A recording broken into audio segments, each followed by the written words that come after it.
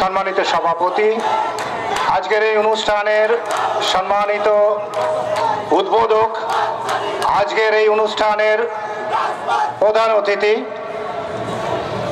আমাদের প্রাণপ্রিয় নেতা জনাব সৈয়দ মেহেদী আহমেদ রুমি, আজকের এই অনুষ্ঠানের বিশেষ অতিথি আমাদের নেতা জনাব শেখ সাদি সাহেব সহ আমাদের কুষ্টিয়া জেলা থেকে আগত আমাদের নেতৃবৃন্দ, সফর সঙ্গীরা, আমাদের বন্ধু বর অনেকেই আছেন।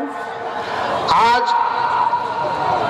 9টি বছর খোকসা পৌর বিএনপি সাধারণ সম্পাদক পদের দায়িত্ব পালন করছি।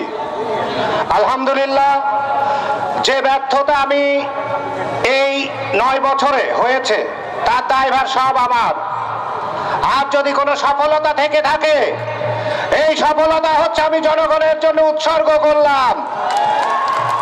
সংগ্রামী সাথী ও ভাইরা, অনেকে অনেক রকম বক্তব্য দিচ্ছে, কিন্তু কুষ্টিয়া জেলা বিএনপির অফিস দুইবার পুড়িয়েছিল, লুটপাট করেছিল, খোকসা থানা বিএনপির অফিস পুড়িয়েছিল, সেই কুখ্যাত সদর খালেদ দিয়ে কেউ কোনো কথা বলছেন না।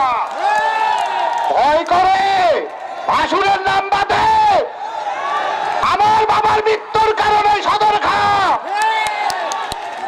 একটা নারকেলের ডাবের যদি ছোট্ট একটা কচি টিনের উপর পড়তো, তখন আমাদের বিরুদ্ধে বোম ফাটানো, নাশকতা মামলা হতো।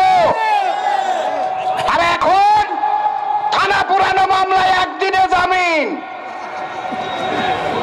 খোকসাতে এমন কোন নাশকতা নাই। আর এই নাশকতার আইন কি উঠে গেছে দেশ থেকে? আমরা চাই, প্রশাসনের দৃষ্টি আকর্ষণ করে বলছি, এই সদর খালেদ দোষরদের অনতিবিলম্বে খোকসাতে যতগুলো নাশকতা মামলা হবে তাদেরকে আইনের আওতায় আনতে হবে। আপনারা কি আমার সাথে একমত? ধন্যবাদ জানিয়ে আগামী দিন কুষ্টিয়া জেলা বিএনপির নেতৃবৃন্দ চুলচিরা বিশ্লেষণ করে যাদের উপর দায়িত্ব পালন করবে খোকসা পৌর এবং থানার, আমরা তাদের নেতৃত্বে এক হয়ে আগামী দিনে ধানের শীষ প্রতীক নিয়ে যে আসবে তার নির্বাচন করে তারেক জিয়ার হাতকে শক্তিশালী করবো ইনশাআল্লাহ। সবাইকে ধন্যবাদ জানিয়ে আবারও আমার জন্য দোয়া করবেন। আমার দুইটা অপারেশন হয়েছে, তারপর দলের টানে আমি ঢাকা থেকে এসেছি। আমি আপনাদের সন্তান, আমি আপনাদের সাথে আছি।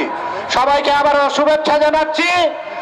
আমার ভুল ত্রুটিগুলো ক্ষমা সুন্দর দৃষ্টিতে দেখবেন। খোদা হাফেজ। বাংলাদেশ